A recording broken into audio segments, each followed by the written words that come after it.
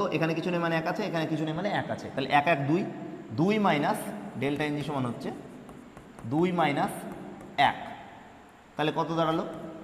On দাঁড়ালো। আচ্ছা বিতে দেখো ডেল্টা এনজি কত দাঁড়াচ্ছে, এখানে দুই আছে, প্রোডাক্ট রিঅ্যাক্ট্যান্ট কত এক এক দুই, তাহলে দুই মাইনাস দুই সমান কত? জিরো। আচ্ছা সিতে দেখো কার্বন ডাইঅক্সাইড আর H2 হচ্ছে প্রোডাক্ট, প্রোডাক্টের মোল কত আছে? দুই আছে, ডেল্টা এনজি সমান দুই। রিঅ্যাক্ট্যান্ট কত আছে? দুই, ওয়াটার এক মোল, সিও এক মোল, তাহলে দুই মাইনাস দুই মানে কত? জিরো। লাস্ট অপশান দেখো কি আছে, প্রোডাক্ট কি আছে? Br2 আর Cl2, তাহলে প্রোডাক্টের মোল কত? দুই মোল, তাহলে ডেল্টা এনজি সমান কত?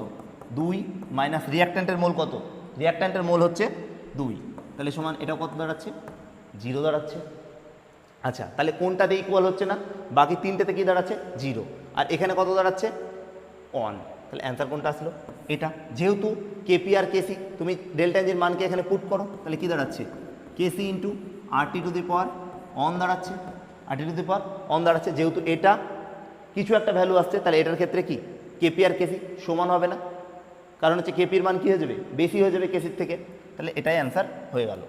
এক্ষেত্রে কি হচ্ছে? এক্ষেত্রে হচ্ছে কেপি গ্রেটার দেন কেসি, কারণ হচ্ছে দেখো এর পাওয়ার যাই হোক, পাওয়ার কত আছে? অন আছে, তো পাওয়ার আছে মানে কি এখানে কিছু একটা গুণ হবে কেসির সঙ্গে, তার মানে কি কেপির মান অটো